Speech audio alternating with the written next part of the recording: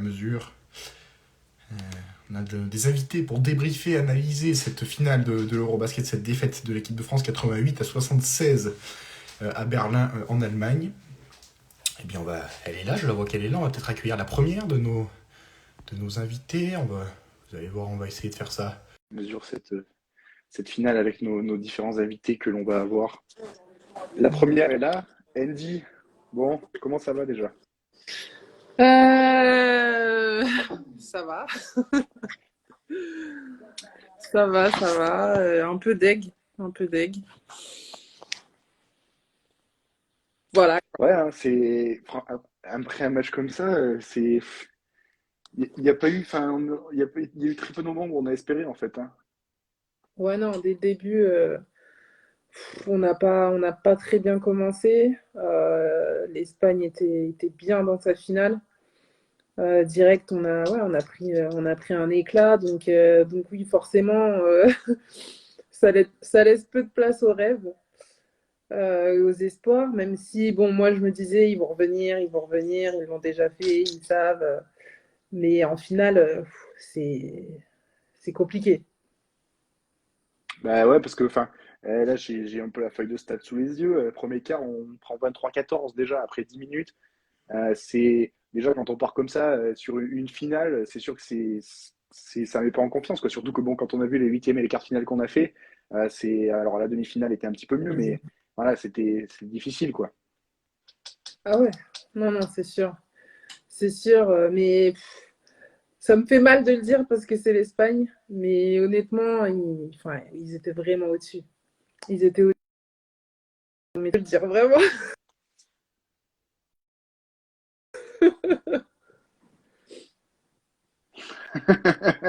Ouais, enfin notamment il y a eu ces deux frères Hernan Gomez qui, alors, je vais essayer de ressortir la feuille de stats. Willy qui termine à 14 points et Juan qui finit à 27, c'est-à-dire que les deux sont cumulés, sont à la moitié du scoring de leur équipe. Enfin, ils nous ont dégoûtés en fait, hein. Ouais, mais Juancho, c'est Ouais. juste incroyable. C'est juste incroyable. Après, je pense que ouais, ça fait partie aussi de ces choses qui peuvent se passer dans des moments spéciaux comme une finale. Ouais, je pense qu'à l'image même de toute leur équipe, où j'ai senti une énergie particulière, euh, où ouais, il y avait un truc qui se dégageait et qui fait que oui, quand il y a ce petit truc qui est là, bah, ça permet de sortir des grosses performances. Et bon, bah, Juancho, vraiment à l'image de ça, quoi. Ouais. Si vous avez des questions, n'hésitez pas. Si vous avez des points à aborder, profitons de la présence d'Andy, évidemment, si vous avez des choses à lui demander ou si vous, évidemment, vous avez quelque chose à nous dire sur cette défaite de l'équipe de France. Bien sûr, il y a Carole qui nous dit, tu vois, sur les questions, trop de pertes de ballon. C'est vrai que on doit être à une vingtaine de pertes de balles côté français. Ça nous a aussi sapé le moral, ça, offensivement.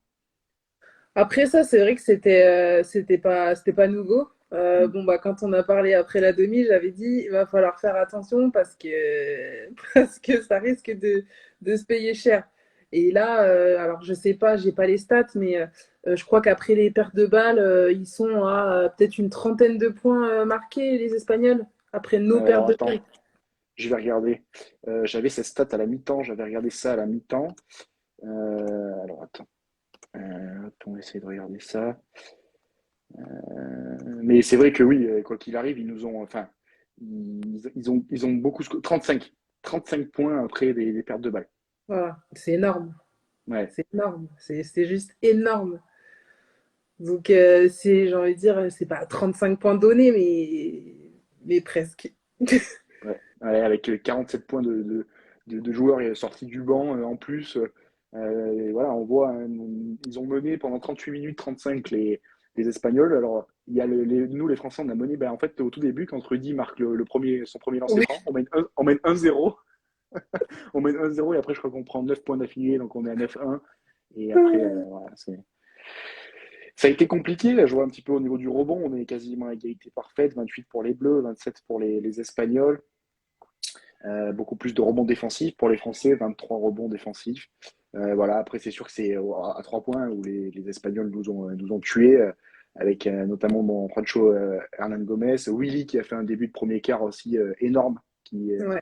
qui nous a fait beaucoup de mal dans ce côté-là. Et puis même tout le banc espagnol en fait a apporté son petit truc à un moment donné. Alberto Diaz aussi à la fin du match nous a mis les 3 points voilà, pour terminer le match en fait. Hein. Non, non, c'est clair, bah, ils ont été très, très prolifiques. Nous, on a eu Ellie qui a fait une bonne rentrée, Ouais, qui nous a fait du bien, qui nous a mis, je sais plus, 2 ou 3 points voilà, bien, à des bons moments, qui nous ont donné quelques bouffées d'air, mais ouais, c'était pas assez. C'était pas assez.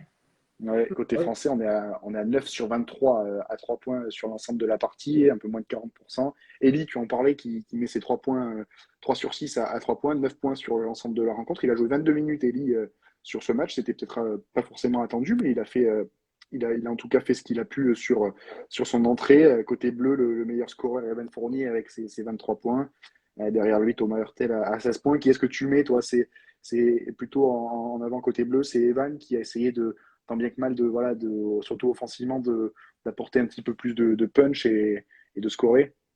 Bah oui, oui, forcément, il y a Evan. C'est vrai que je pense que c'était important qu'il fasse un gros match comme ça. Maintenant, peut-être ce qui nous a manqué, et encore une fois, je parle, j'ai pas les stats devant les yeux, Ouais, mais Rudy, je sais qu'à un moment donné, je me suis dit, mais Rudy, on l'a pas vu ce soir.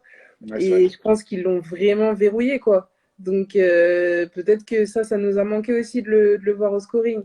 Il y a Gershon qui, bon, finalement, à un moment donné, il a réussi à débloquer un petit peu la marque, mais c'est vrai qu'au départ, on a l'habitude, voilà, c'est par exemple le premier panier, c'est souvent Gershon qui le Ouais, met. Là, ça rentrait pas déjà, donc pour un début de match, ça a été un peu compliqué. C'était pas dans les standards qu'on avait pu avoir. Donc, ouais, c'est dommage. ouais.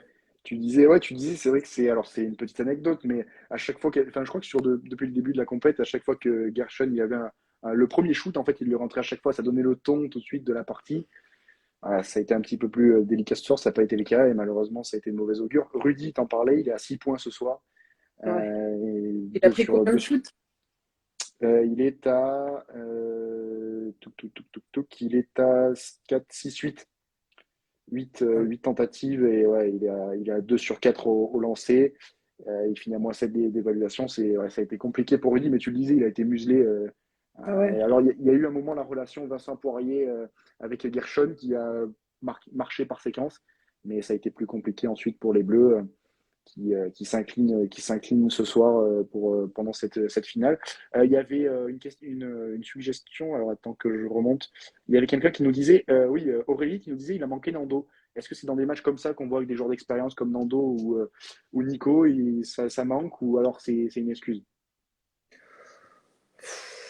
Bah, j'ai envie de dire, qui a envie de se priver d'un Nando ou d'un ou d'un Nico? C'est sûr que si on peut les avoir, bah, effectivement, on a envie de les avoir. Maintenant, voilà, on a fait le début de la compétition sans eux. On est arrivé là, jusque-là sans eux. Maintenant, je pense que ça aurait peut-être pu passer. Ça s'est pas joué à grand-chose.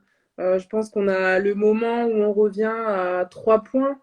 Je crois que c'était après la technique de Scariolo. Je crois qu'il y a Evan qui met le lancer, tout ça. Enfin bref, on est à -3. Et puis, je crois que là, après, au lieu de faire voilà, une bonne attaque et d'avoir un truc qui nous permet de vraiment recoller, il me semble qu'on fait une perte de balle sur l'attaque qui suit. Et voilà, des fois, ça se joue à pas grand-chose. Il y a un petit moment, il y a un petit instant où ouais, on peut prendre peut-être l'ascendant ou peut-être qu'on peut renverser les choses. Mais si on n'arrive pas à saisir cet instant, Ouais. ça devient un peu plus compliqué. Ouais, il nous a manqué ce petit truc, ouais, c'est ça, pour aller ne serait-ce qu'égaliser ou repasser devant. On a eu du mal à avoir un momentum dans la partie. Il y a Ethan qui demande est-ce qu'il faudrait mettre en place l'arbitrage vidéo vu les erreurs de ce soir? C'est une question. C'est une question. Est-ce que c'est le moment de. Est-ce qu'un match comme ce soir, ça peut accélérer la chose ou pas? Je sais pas. Bah, alors j'avoue que l'arbitrage m'a plus choqué sur certains autres matchs quand même. Ouais. Ouais, Là, effectivement, moi, ce que j'ai en tête, c'est vraiment à un moment donné, bon, le tir de je sais plus qui, c'était Rudy Fernandez, oui, touche, et puis finalement, ils remettent pas à 14. Et puis après, je crois qu'il y avait encore un autre truc, la faute de Thomas à la toute la fin. faute de Thomas, ouais. Après, je sais pas s'il y avait d'autres choses, mais bon, pour moi, il y a eu d'autres matchs où vraiment c'était beaucoup plus flagrant et où je trouvais que les arbitres n'avaient pas été bons du tout, quoi. Mais après, j'ai envie de dire que ben, les arbitres, ils sont humains. Les erreurs, ça arrive. Et ça fait partie du jeu jusque-là. Après, moi, en tout cas, pour ce soir, ça m'a pas choqué. Hmm. Voilà. Ouais, c'est sûr. On va accueillir, je vous le mettais dans la story, on a pas mal d'invités ce soir. Évidemment, on va en profiter. On va accueillir Hugo, qui est coach personnel, qui collabore notamment avec Villeneuve d'Ascq, les filles de l'ESBVA. Il va nous apporter un petit peu son éclairage sur des petits points, sur des performances individuelles, pour savoir ce qu'il en a pensé. Et c'est sur des éléments un peu plus techniques. On va accueillir Hugo dans quelques instants. Andy, tu nous dis hein, si jamais tu as un truc de prévu ou pas juste après, n'hésite pas à t'éclipser, il n'y a pas de souci. Hugo est là. Salut Hugo, Salut, salut, ça va? Salut! comment ça va? Bon, voilà, c'est difficile, difficile un match comme ça. Hein. Ouais, ça va comme une défaite de la France, quoi. Ouais, c'est sûr, c'est sûr. On en parlait juste avant avec Andy. Qu'est-ce que tu as noté toi dans ce match? Qu'est-ce qui t'a particulièrement marqué? Pas mal de choses. En réalité, les changements de défense que l'équipe de France a pu faire, par moment, tu sais, passer en indiv, passer en zone, tenter des choses, parce qu'au bout d'un moment, faut tenter, quoi. Que ça a marché ou pas, après chacun donnera son opinion. Et aussi la capacité des Espagnols à prendre les écrans. Je pense que c'est vraiment quelque chose qu'on doit tous apprendre, qu'on doit tous revoir là, enregistrer le match, regarder comment Lorenzo Brown prend des écrans. Enfin, c'est juste incroyable. C'est juste incroyable. C'est pas compliqué, hein. C'est juste des petits détails, des petits moments, des petites choses qui font que bah, il va trouver la passe, il va trouver l'espace et il va pouvoir aller au panier. Et en fait, moi, c'est juste ça qui m'a marqué. Comment on peut gagner une finale de Coupe d'Europe sur juste des pics. Juste des pics, en fait. Pas besoin d'aller chercher 1000 écrans, les meilleurs systèmes du monde, juste des écrans. Savoir prendre un écran, ça te fait gagner 1 euro, en fait. C'est tout. C'est Andy, tout. qu'est-ce que tu... Alors, je suis assez d'accord. Après, c'est vrai que Lorenzo Brown, pour moi, enfin, c'est un exemple de justesse. Enfin, vraiment, sur tout cet euro, je l'ai vu. Et enfin, il a toujours, je sais pas, effectivement, après les pics, mais j'ai envie de dire, dans son jeu en général, pour moi, il a toujours la bonne solution et la bonne réponse à ce qui lui est proposé. Donc, ouais, quand tu as un joueur comme ça, un meneur comme ça dans ton équipe, ça te facilite quand même grandement les choses. Après, pour revenir sur les défenses, le changement de défense, le passage en zone, Après, on avait un Hernan Gonez Ouais. incroyable. Que je pense Ouais, que je pense que toutes les personnes dans le live, personne n'aurait dit que ce mec aurait fait 8 sur 9 à 3 points ce soir. ah ouais. ouais, Donc non, mais on l'a tous vu en NBA. Voilà. Donc après, c'est tout, hein, c'est comme ça, il faut des moments comme ça. Et on reviendra sur justement ce joueur et pourquoi il était comme ça ce soir. Je pense que je peux apporter quelques petits trucs que j'ai appris. Tout ça, ça peut être intéressant, je pense. Ouais. Pour finir juste sur Brown, on a l'impression que tout ce qu'il fait est maîtrisé. En fait, il n'y a pas forcément Mm. de superflu dans son jeu. C'est très, même il part pas forcément dans beaucoup d'euphorie et tout ça. C'est très calibré en fait ce qu'il fait. Ouais, ouais. Bah, moi, personnellement, j'avais fait une story où, je sais pas si vous vous rappelez le move de Dennis Schroeder qu'il avait fait sur Rokobo en faisant changement de pique, spin move et aller au panier. Et pour moi, ces joueurs de haut niveau n'improvisent plus leur jeu. Ce que je veux dire, c'est quand ils font une action, dans leur tête, ils savent déjà ce qu'ils veulent faire. Après, oui, ils improvisent en fonction de la défense et de ce que la défense leur donne, mais au départ de l'action, ils savent ce qu'ils veulent faire. Et je pense que ça, c'est hyper important. Tu confirmes, Andy, qu'au très haut niveau, il y a un peu de place à l'improvisation, mais il y a quand même beaucoup de choses qui sont schématisées et qui sont répétées. Bah ouais, je dirais ouais dans le sens où en fait enfin, on travaille beaucoup, c'est beaucoup de répétitions.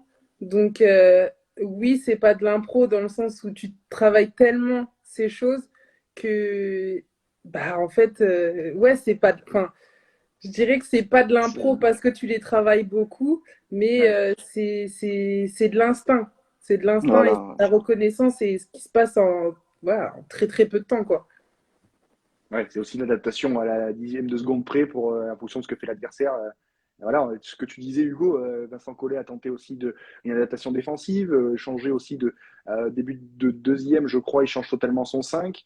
Ouais. Voilà, c'est tenter aussi des choses, mais les Espagnols ne sont pas laissés impressionner. En fait, ils ont eu toujours une adresse et une maîtrise des événements, quoi.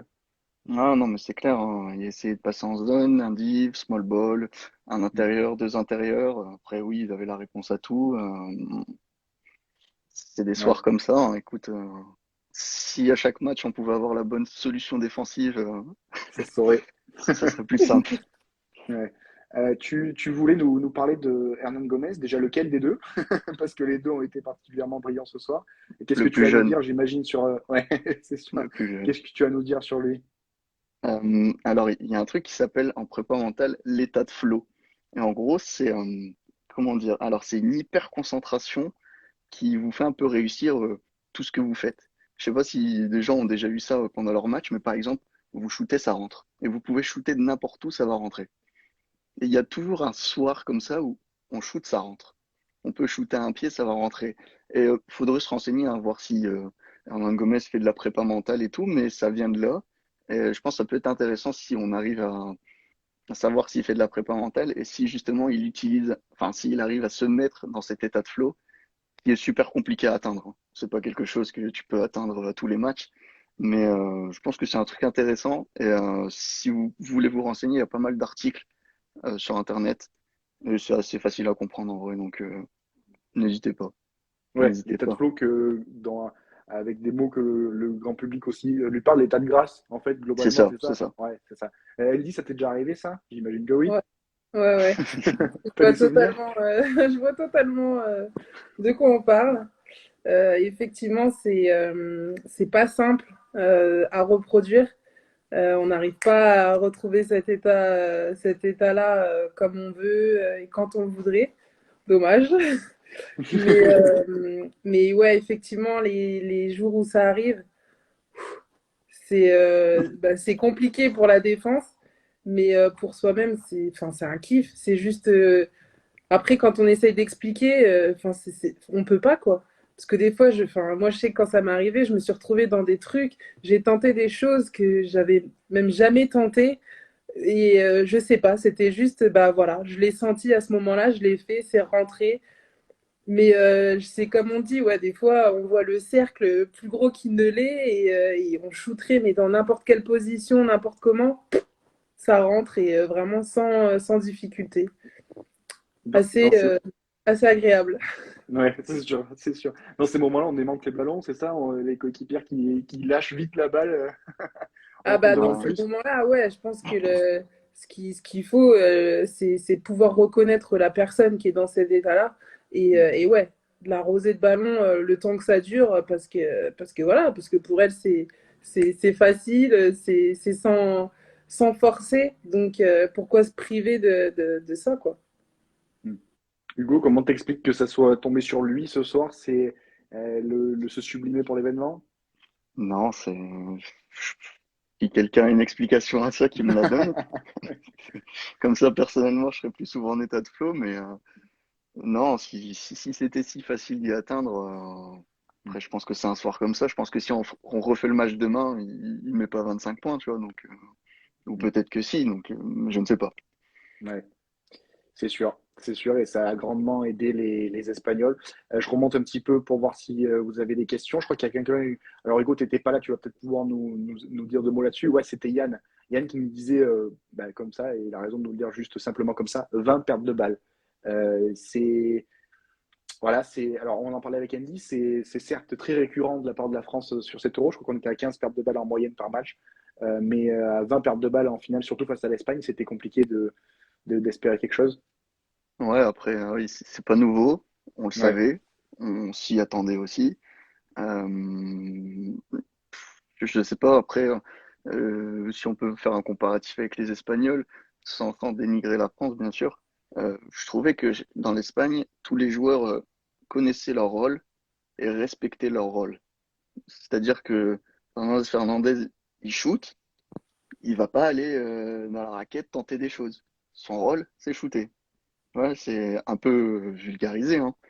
Mais je trouve que nous, on essaye de faire trop de trucs par rapport à ce qu'on sait faire, tu vois. Je pense que donner la balle à Rudy en haut, tête de raquette, pour que lui cherche des passes, bah, c'est peut-être un peu compliqué à ce niveau-là, tu vois. Je pense que peut-être qu'un autre joueur en serait plus capable, ou peut-être que Rudy, dans une autre position, serait plus capable de faire ça, tu vois. Et après, oui, on s'y attendait de toute façon, donc c'était pas nouveau. Ouais. Et puis c'est ce que disait. Vas-y, Andy. J'allais dire après, à la décharge de Rudy, je pense que c'était un choix aussi peut-être Voilà. des Espagnols de justement de laisser Rudy, de laisser Vincent dans ces situations-là parce que c'est pas des spécialistes et que voilà, ils sont moins efficaces à cet endroit-là. La preuve, c'est que ouais, on a plus de souvenirs de Rudy poste haut que Rudy poste bas, là où il est vraiment efficace et là où on le trouve d'habitude. Hmm. Ouais.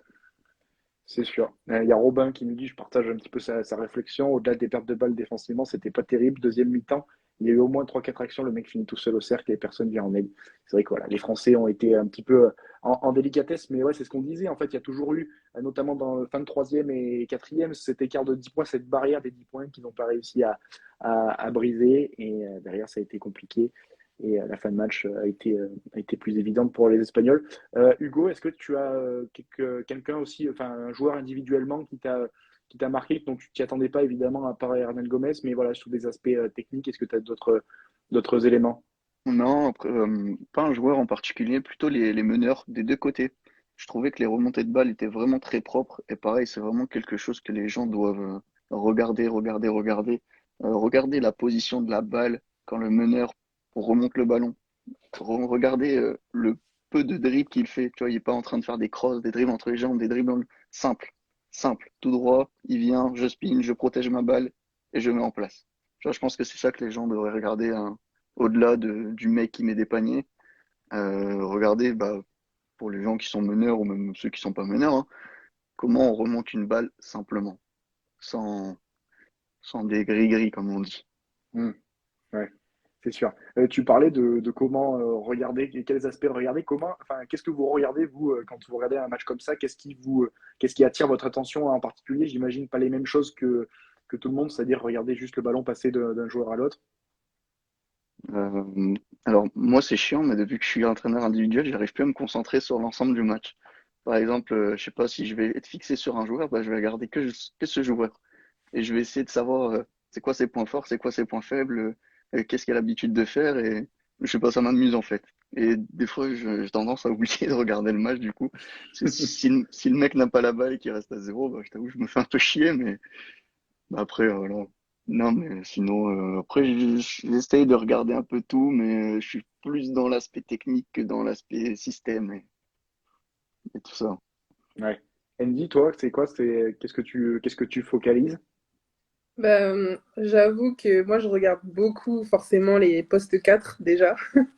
J'ai tendance à regarder énormément ouais, les joueurs à mon poste ouais, je pense que c'est bien de pouvoir s'inspirer, de voir un peu ce qui se fait, de voir comment quelqu'un d'autre peut appréhender mon poste de jeu, comment il va se mouvoir sur le terrain, enfin voilà, je pense que c'est ce que je regarde en premier. Et puis bah après, forcément, je vais être un peu plus sur voilà, comment l'attaque, enfin, comment l'équipe défend, quel genre de défense ils vont utiliser. Euh, Est-ce que ça marche? Est-ce que ça marche pas? Voilà, j'essaye d'intellectualiser un petit peu, euh, histoire de. Je pense que c'est important quand, voilà, quand on regarde un autre match, de comprendre un petit peu les temps forts, les temps faibles de la partie, de savoir comment ouais, une telle défense va affecter l'autre équipe. Et comment du coup bah, moi je vais pouvoir réagir quand je serai en match. Et je pense que c'est bien de pouvoir le voir d'ailleurs enfin, d'une façon extérieure pour ensuite bah, pouvoir l'intégrer et que ça devienne plus naturel aussi et pouvoir reconnaître les situations quand je suis dans le match et que bah, des fois, voilà, quand on est dans le jus, on ne pense pas forcément et si on n'a pas réussi à faire ce travail-là avant d'être dans le jus, c'est vrai que c'est un peu plus compliqué. C'est sûr. Je vois, Gilbert, n'hésite pas à me redire ton avis. Je t'avoue, je ne l'ai pas vu passer. N'hésite pas à le remettre. Évidemment, on le partagera. Alissa qui nous disait les meneurs ont fait de belles remontées de balles. C'était très simple et efficace. C'est ce que tu expliquais, Hugo. Je remonte un petit peu. On va accueillir dans quelques instants Pauline Guittard qui devrait être avec nous, la joueuse de Saint-Amand qui fait sourire Hugo, forcément.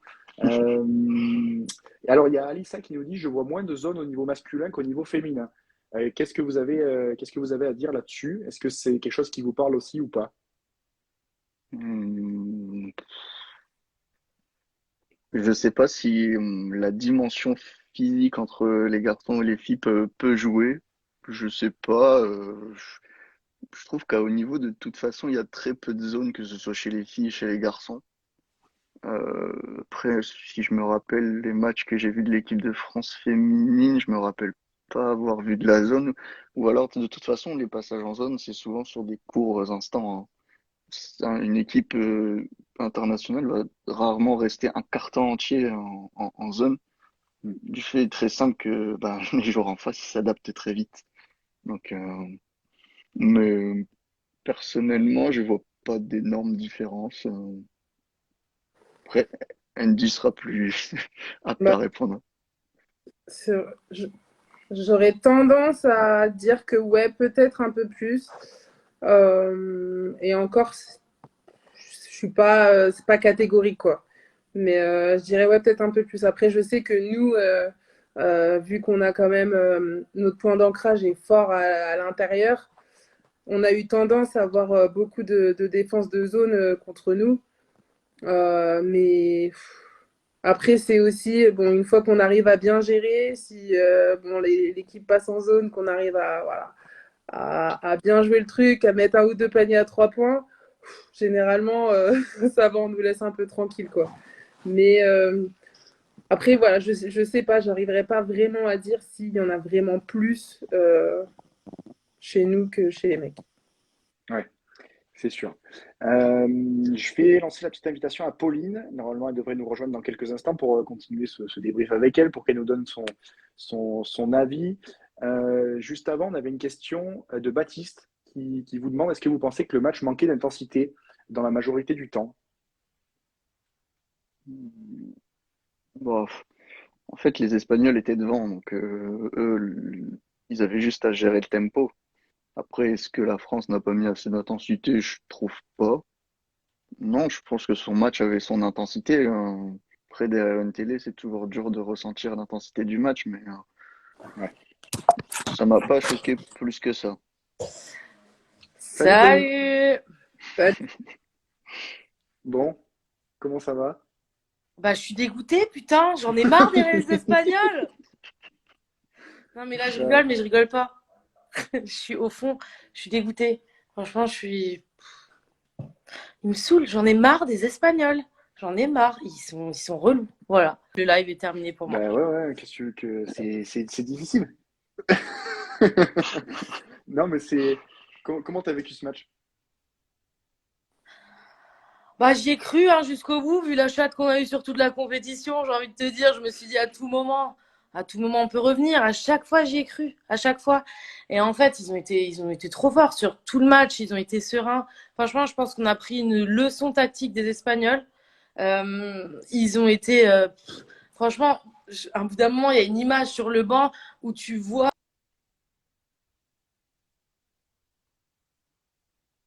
Ah, non, mais elle est tellement énervée qu'elle a fait Ah, sauter la connexion.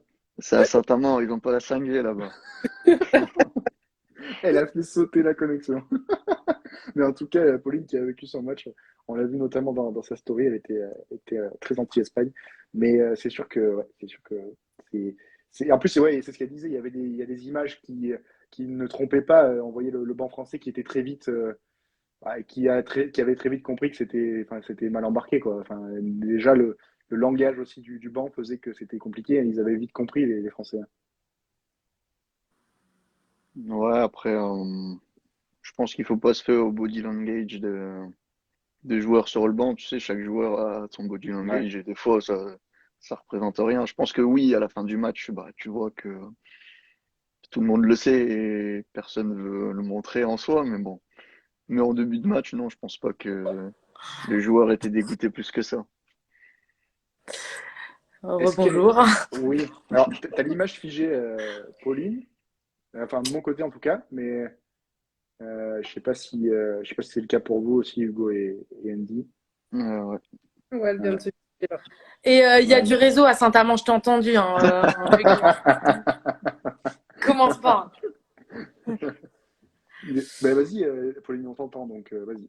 Ouais, non, je disais, je sentais à bout d'un moment, tu vois, le coach un peu, tu sais, désemparé, ce sentiment d'impuissance où t'es juste là, t'as envie juste de donner de l'énergie et de dire allez, allez, quoi.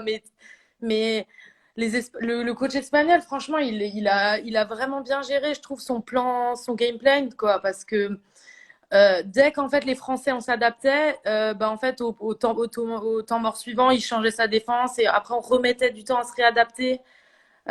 Tu vois, des petits trucs genre Evan et Thomas Hurtel qui portent beaucoup la balle, ils faisaient des gros steps. Et derrière, en fait, il y avait une grosse défense collective autour du step out, tu vois, sur le pick middle. Derrière, tu avais la grinta espagnole, tu vois, cette énergie aussi, je trouve, qui était vraiment énorme. Et en fait, les Espagnols, ce qui était fort dans leur défense, c'est qu'ils défendaient pas des joueurs, je trouve, ils défendaient des espaces. Et en fait, tu avais l'impression qu'ils étaient partout, en fait. C'était vraiment une pieuvre qui s'étirait et qui se concentrait dans la raquette. Et franchement, ça devait être horrible pour les joueurs parce que tu avais l'impression qu'il n'y avait pas de solution, quoi, tu vois. Et après, ouais, après, derrière, en attaque, les Espagnols, ils ont joué, tu vois, super large pour faire justement sortir Rudy, les big men et tout là pour les faire, je trouve pour les faire jouer. Et en fait, comme ils jouaient large, ils étiraient de dingue notre défense. Et en fait, nous, on passait notre temps à courir, je trouve, derrière le ballon. Après, c'est mon point de vue, mais je trouve que ça a été, ouais, ils ont vraiment bien géré, tu vois. Et plus globalement, je trouve que le maître mot sur cet euro, en fait, c'est l'humilité, tu vois. Ces mecs-là, en fait, l'équipe espagnole, moi, je vais être honnête avec vous, les Hernan Gomez, c'est à peu près ceux que je connaissais. Les autres, Brown, je sais pas d'où il débarque, le mec. Les autres, je les connais, mais vite fait, tu vois. Et ils nous ont mangé, en fait. Enfin, et c'est sur l'Euro, en fait. C'est la meilleure équipe collective, quoi. Les stars, bah, elles étaient là, bravo, elles ont fait des perfs et tout, mais ça fait pas gagner, quoi, tu vois. Et avec Saint-Amand, j'y crois, du coup. Oui, c'est la leçon de 7 euros. Non, mais blague à part, vraiment, je pense que tu vois, l'humilité, c'est vraiment genre, ouais, le maître mot de 7 euros, quoi. Franchement, c'est respect aux Espagnols, ils font chier, mais respect, quoi. Puis Ouais. ils ont été adroits de ouf à 3 points, enfin voilà, c'était un grand soir pour eux, hein. Qu'est-ce qui a fait la diff? C'est l'adresse à 3 points? Bah, ça y a contribué forcément. Mais tu vois, un autre truc, moi, je pense que j'aimerais bien savoir et qui serait intéressant, j'aimerais bien, tu vois, voir comme un peu fait l'équipe de France avant les matchs où on voyait un peu dans quel état d'esprit ils préparent le match avec les vidéos, etc. J'aimerais bien voir du côté espagnol comment ils sont, comment ils ont préparé le match, etc. Voir un peu l'état d'esprit, tu vois, à l'espagnol. Je sais pas, ils ont commencé ce match-là. Ils étaient sans complexe, ils avaient ouais, c'était des morts de faim, quoi. Enfin, donc, je pense qu'il y a plein de trucs. Oui, il y a le tactique. Oui, il y a la réussite, il y a le talent, etc. Comme tu as dit, le jeu sur pick and roll, Hugo. Mais après, c'est des soldats, quoi. C'est une équipe disciplinée quand même, qui suit, qui fait confiance et qui exécute à la perfection les choix du coach aussi, je trouve, quoi. Tu vois, qui comprend le projet de jeu et qui l'intègre et qui le prend en fait en main, tu vois. Ouais. Et Une c'était question. ensemble, en fait. Ensemble qu'ils ont défendu, tu vois. Et c'est Hmm, ensemble qu'ils ont créé les décalages. hmm. Ouais, c'est sûr. Question pour tous les trois. On a l'impression que ils n'ont pas eu de baisse de régime, en fait, ces Espagnols. Ils ont toujours été très, enfin, dans une continuité. Alors, à part fin de première, début de deuxième, où pendant 4 minutes, je crois, ils marquent pas. Mais sinon, on a l'impression qu'ils ont toujours été sur une même dynamique. Je sais pas si vous pensez la même chose ou pas. Ouais, après, Allez-y. je pense qu'ils étaient embarqués dans le truc aussi. Quand tu vois que ton 5 il assure, quand tu vois que quand tu fais des changements, ça assure, bah tout de suite, t'es plus libéré en fait. Quand tu vois que ton pote, bah, il en met 6 de suite à 3 points, c'est la folie quoi. Et t'as juste une envie, c'est de lui donner la balle et qui recommence. Et quand tu vois que c'est pas lui, c'est un autre, tu te dis, mais en fait, tout va bien. Et en fait, je pense qu'on n'a pas réussi à les faire douter, en fait.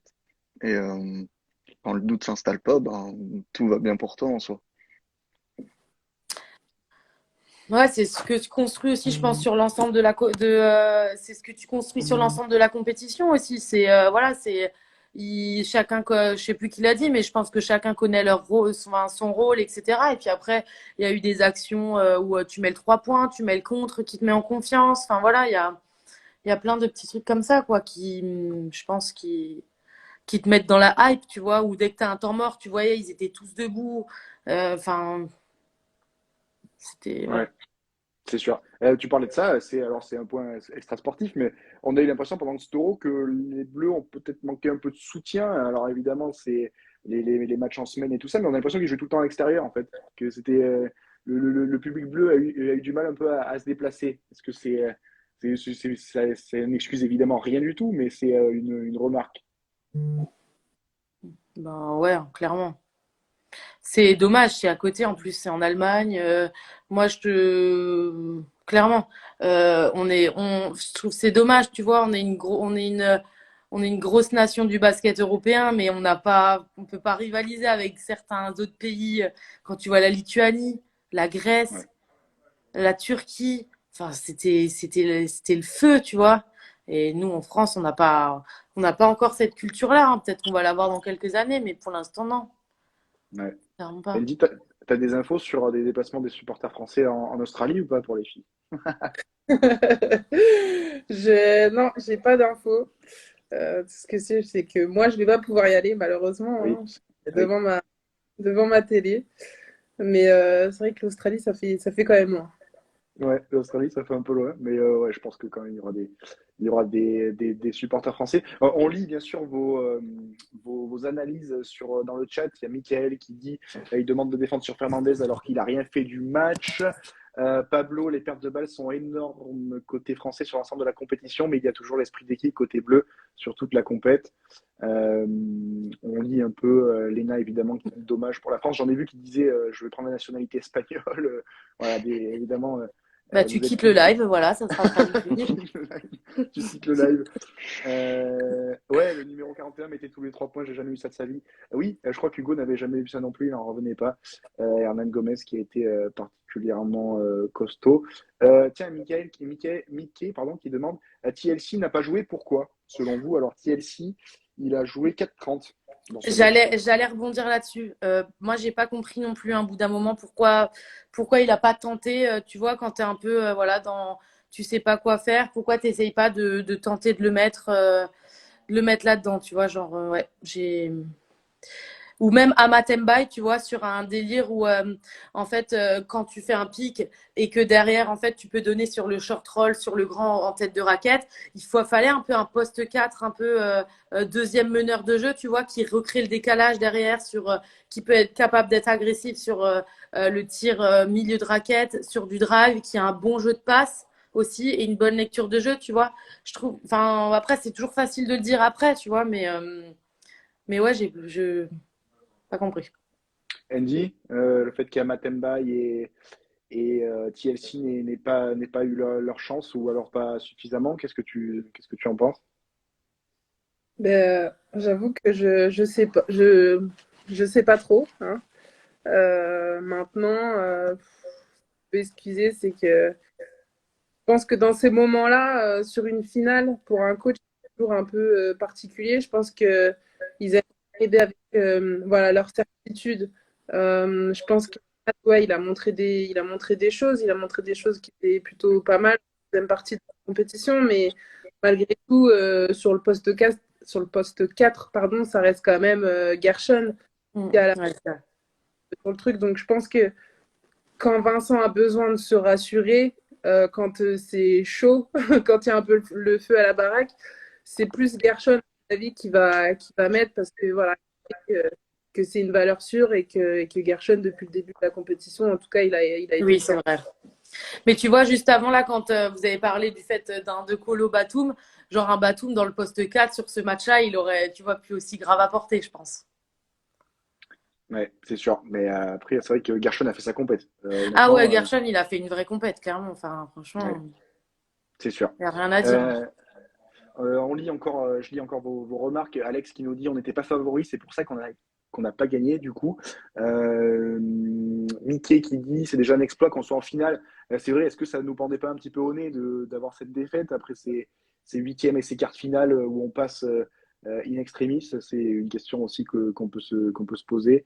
Euh, oh, Aurélie qui laisse un petit message sympa à Andy, ça va être compliqué sans toi Andy pour le mondial des Bleus qui va commencer bientôt, jeudi prochain en Australie. Et ben voilà, Julie qui nous dit mets Pauline en équipe de France, tu verras, tu gagnes contre l'Espagne. Bah oui, je pense que c'est une bonne solution.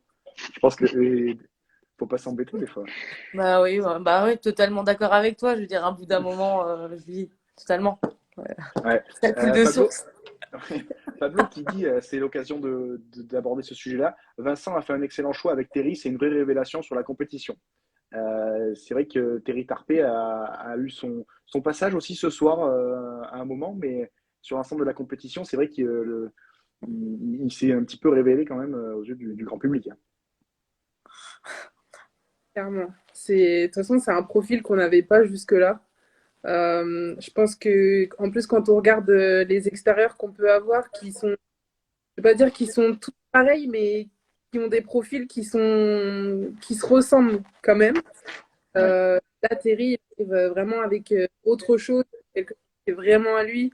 Et ouais, c'est vraiment le mec qui contrôle le secteur défensif. Et je pense que quand on parlait d'avoir des soldats, là, on est vraiment sur un soldat. Et dans une équipe, il faut toujours, je pense que c'est bien de pouvoir équilibrer, d'avoir un mec voilà, qui est là, qui sait qu'il est là pour la défense et il va tout donner. Voilà.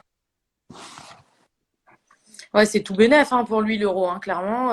Le mec qui termine numéro 1 des ventes de maillots de l'équipe de France, franchement, non, mais c'est génial pour lui. Et puis, il a une belle histoire, en fait. C'est un mec qui sort un peu des sentiers battus. C'est l'âme de l'équipe, clairement. Enfin, pour moi, en tout cas. Donc, ouais, pour lui, c'est tout bénef. Je sais pas s'il a encore, il a signé déjà au Mans ou quoi, parce que à tout moment, on le revoit dans une équipe Euroleague quelque part. Ah oui. Enfin, là. Il a signé, hein, ça se rachète. Hein. Ouais, c'est vrai.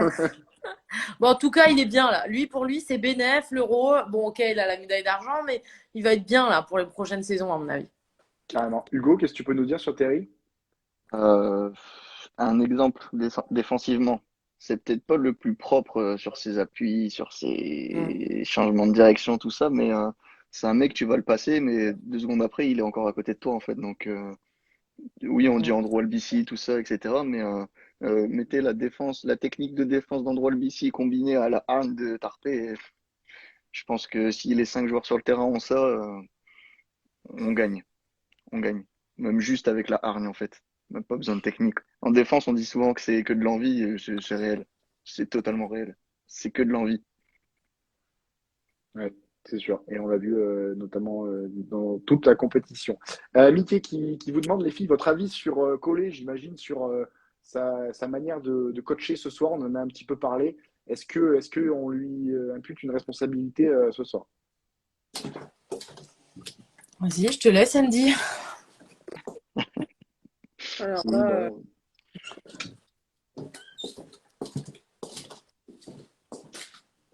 pas forcément, hein. Non, franchement, moi, bah, tu sais, j'ai suivi aussi un peu les épisodes des trucs de la Fédé où tu l'entends parler à chaque fois dans les vestiaires et tout. Moi, je pense que franchement, il dit des bonnes choses, il drive bien ses mecs. Tu as vu comme il a insisté à fond sur tout ce qui était perte de balles, etc. Enfin voilà. Après, bah voilà, sur le match, tactiquement, le coach de l'Espagne, je trouve, il a réussi à mieux, si on le voit vraiment de manière en fait juste, comment dire, pragmatique. Le coach de l'Espagne a réussi à mieux en fait quadriller et stopper, déjouer l'attaque française que l'inverse. C'est tout. C'est en étant vraiment en étant juste pragmatique. Après, voilà, sur l'ensemble de la compétition, ben, je pense c'était franchement peu d'entre nous étaient quand même. Moi, la première, j'étais loin de penser qu'on allait faire une finale de l'Euro. Quand j'avais vu nos matchs de préparation, etc. Enfin, voilà comment on jouait. Donc, moi, je trouve que il a quand même il est quand même assez constant sur toutes les années où il a été. Il a fait des résultats. À chaque fois, il a quand même des groupes différents ou avec des autres énergies, des autres dynamiques. Franchement, c'est pas évident et je trouve qu'il s'en tire bien, hein. Ouais, c'est sûr, il a dû composer aussi avec les absences cet été. Pablo qui nous disait par rapport à Terry, il a encore un an au Mans. Donc voilà, mais c'est sûr que Le Mans va récupérer un joueur en énorme forme. Et ça va être tout bénef pour eux cette année, ça c'est sûr. Enfin, si jamais il reste au Mans. Euh, Est-ce qu'on a d'autres oui, on a une remarque de Dan Reb qui nous dit reconstruire et garder ceux qui ont la hargne. Ça fait écho avec ce que tu disais, Hugo, des joueurs comme Terry qui se battait, on voyait, voilà, qui lâchait pas durant ce match-là. Mais voilà, il va falloir aussi est-ce qu'on parle d'une reconstruction ce soir après une défaite en finale de l'Euro? Je suis pas sûr quand même parce qu'il y a quand même des bases, des bonnes bases qui sont posées. Voilà. Je sais pas, moi je suis pas aussi catégorique que ça. Ouais. Je pense qu'après il y a des joueurs qui ont des spécificités. Je pense que Terry, c'est voilà, ça fait partie de lui, c'est son ADN, voilà, le joueur qu'il est, c'est ça. C'est effectivement, il amène beaucoup d'énergie. Il a aussi des qualités physiques qui l'aident à apporter ce qu'il apporte. Maintenant, est-ce que pour autant on peut dire que les autres n'ont pas la hargne? Je suis pas sûre. Je suis pas sûre qu'on puisse voilà être aussi binaire que ça. Donc, donc Ah, non, déjà, il va y avoir Embiid. hein, À la prochaine compète, il risque d'y avoir Embiid. ouais. Ouais. Ça va faire un gros changement, même si tu l'as pas prévu. Tando, Chico, bon, Ouais, voilà. Donc déjà, forcément, il va changer. bon. Forcément, déjà, le groupe, il va changer. Enfin, ça, c'est sûr. Mais je suis d'accord avec toi, Andy. Enfin, c'est trop facile de dire, ouais, bah voilà, ils ont perdu la finale, on change tout. Enfin, non.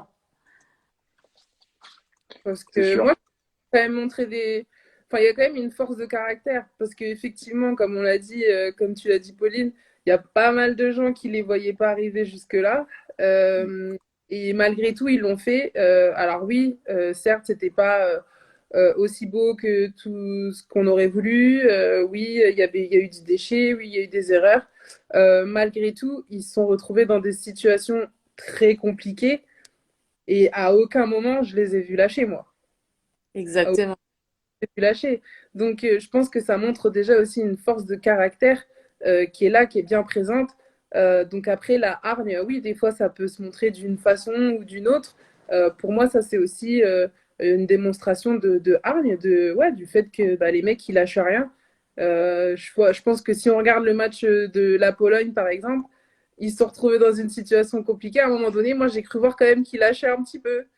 Euh, mais, mais voilà, la France, pour moi, enfin, ils ont jamais lâché. Ils ont jamais lâché.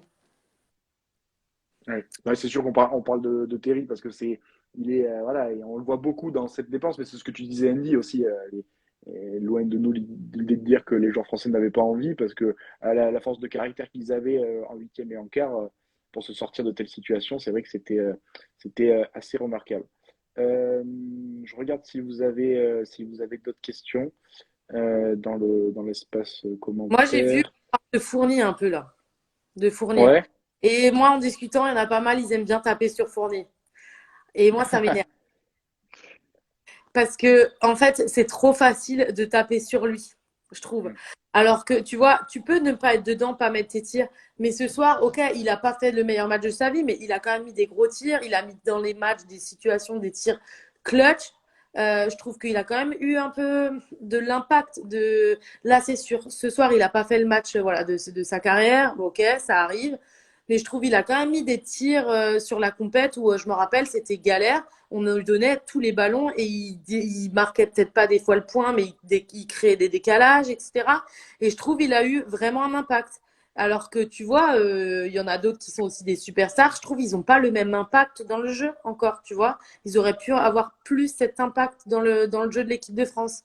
Et c'est trop facile pour moi de taper sur Evan Fournier, en fait.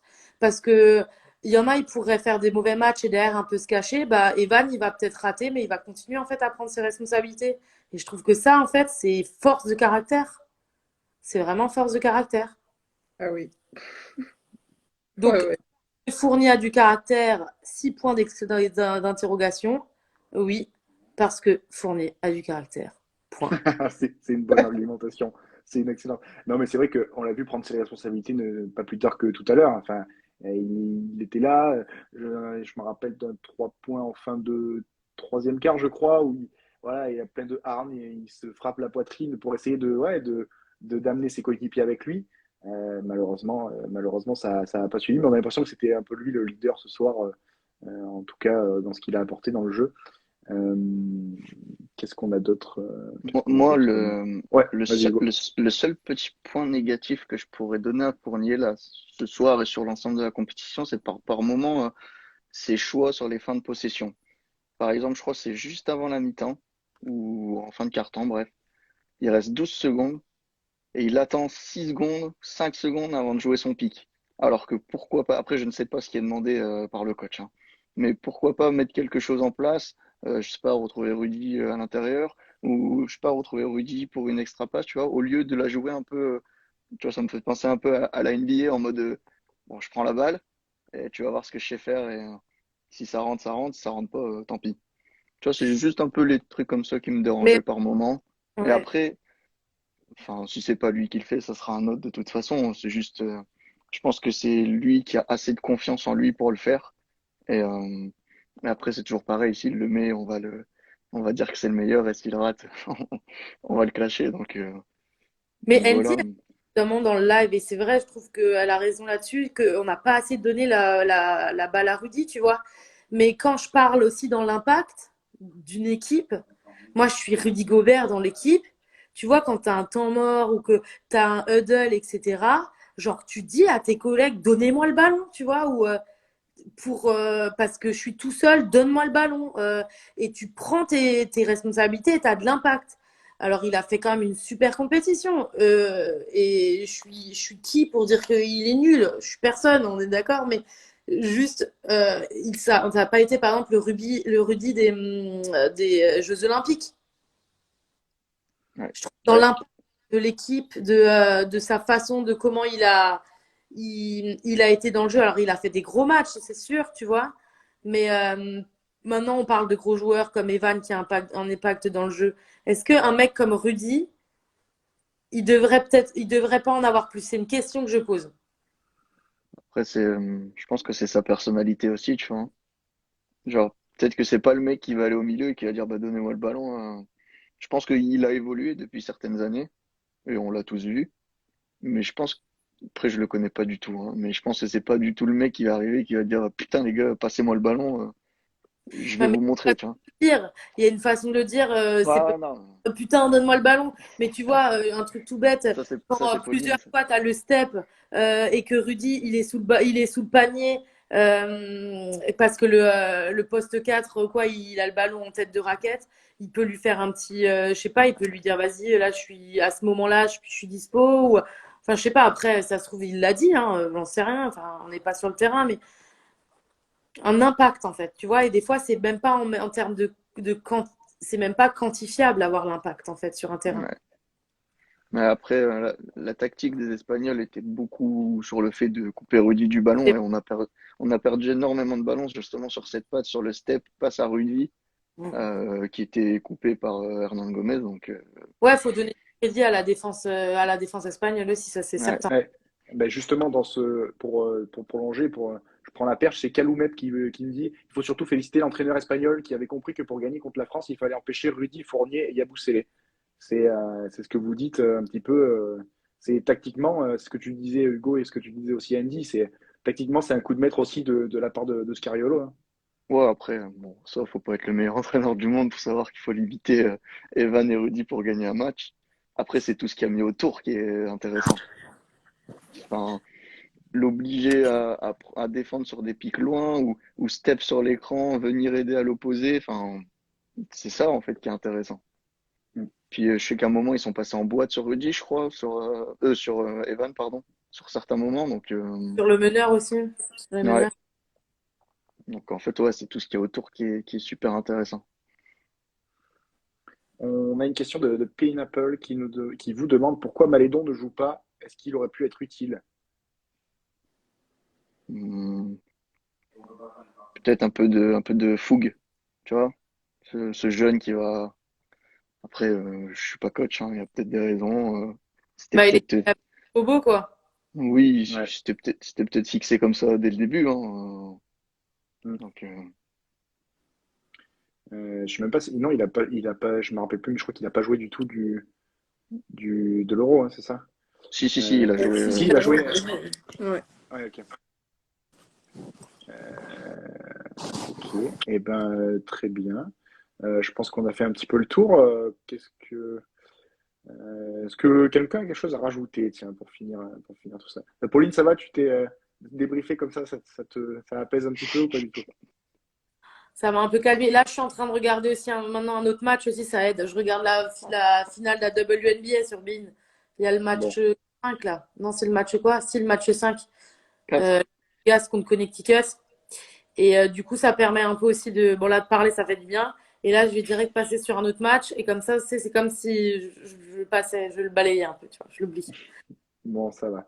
On profite de vous avoir, mesdames, pour savoir un peu comment ça se passe au niveau de la prépa. Où est-ce qu'on en est? Ça se passe bien? Andy? Ah oui, en plus d'ailleurs, j'ai vu passer un message là qui demandait pourquoi j'avais pas été sélectionnée, pourquoi j'étais pas à la Coupe du Monde. Alors déjà parce que j'ai eu une opération à la cheville fin juin. Donc là, je suis arrêtée et si tout se passe bien, je devrais pouvoir reprendre. Bon, c'était en 4-5 mois de prévu, donc c'était sur du fin octobre, voire fin novembre. Donc voilà pourquoi en tout cas je ne joue pas en ce moment, pourquoi j'ai pas pris part à la préparation et pourquoi je ne serai pas avec Bourges, en tout cas pour les premiers matchs. Voilà pour Andy. Et Pauline, que l'on voit sans l'image, mais que l'on apprécie mieux encore Vous plus voyez avec pas le là? son. Non, non, Non, enfin mais moi non, mais pas. je sais pas si Andy et Hugo vous la voyez, mais Elle est moi revenue. non. C'est bon Elle est là? revenue? Ouais, moi, elle est revenue. Ok. Je sais Bah, pas ce qui se passe. Bon, en tout cas, déjà, bon rétablissement à toi, Andy. On a hâte de te revoir sur les parquets. Merci, c'est gentil. Et puis, bah, moi, il y a mon coach qui est en train de regarder la vidéo. Donc, la prépa, elle se passe super bien. Et puis, demain matin, on va sur la piste d'athlétisme. Yes! Ouais, Ça va être génial. J'ai trop hâte. ça Qu'est-ce que c'est tu fais encore connecté là? super. Du coup, je suis au bout de ma vie. Demain matin, lundi matin, pour peu qu'il pleuve, on n'est pas à l'abri. Je vais devoir courir. Je vais mourir. Donc, voilà, c'est un petit peu dur. Voilà, c'est les joies de la prépa. Mais voilà, c'est comme ça. Il faut qu'on bosse. Non, mais franchement, blague à part, je trouve que ça se passe bien. On a repris depuis une semaine. Le groupe, il est top. Ça bosse sérieusement, dans la bonne humeur. Donc, euh, donc voilà, là, j'ai hâte. On va commencer notre premier match amical. Et puis voilà, tout va s'enchaîner. Donc, ouais, j'ai hâte.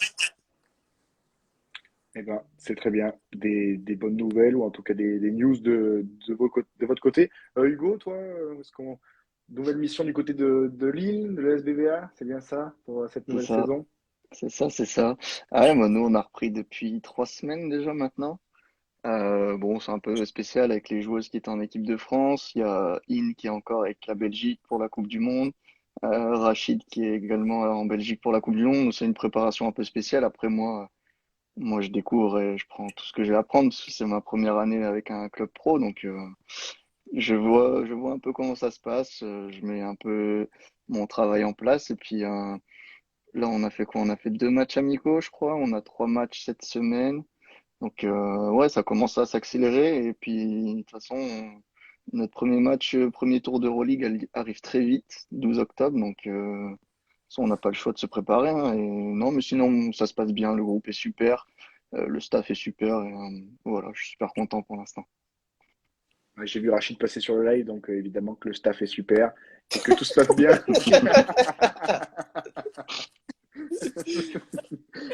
Non, mais écoute, en tout cas, on va suivre ça, évidemment, l'évolution pour vous trois. Merci beaucoup. Est-ce qu'on se donne rendez-vous pour les matchs de l'équipe de France féminine? Tiens, c'est quelque chose qu'on peut, si jamais ça, on verra ça, peut-être à l'occasion de discuter un petit peu avec vous ou avec d'autres, évidemment, pour faire des petits débriefs. En tout cas, merci à tous les trois de votre présence. Avec plaisir. À toi pour l'invitation, c'est cool. Merci. Ouais, Et c'était puis, sympa. on se retrouvera peut-être bientôt. Bonne fin de soirée à tous. Bon courage pour ceux qui sont sur la piste demain matin, bien évidemment. Et puis, et puis, nous, on se retrouve demain soir en live pour une interview, comme on a l'habitude, pour un live avec une joueuse pour discuter et échanger. Merci à tous les trois et puis bonne fin de soirée. Bonne soirée. Merci, bonne soirée. Allez, Salut! ciao.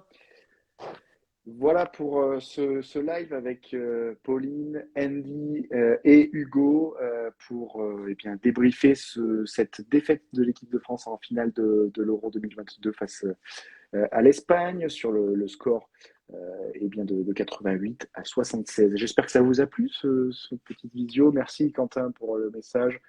Merci à toutes et à tous pour vos messages, pour votre présence. C'était franchement cool.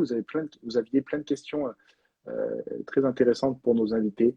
Donc voilà, j'espère que ça vous a plu. Et puis on se refera peut-être ça, comme je le disais à Pauline, Andy et Hugo, peut-être pour les matchs de l'équipe de France féminine qui va débuter sa Coupe du Monde en Australie jeudi midi à 12h30 face à l'Australie pour son premier match de poule.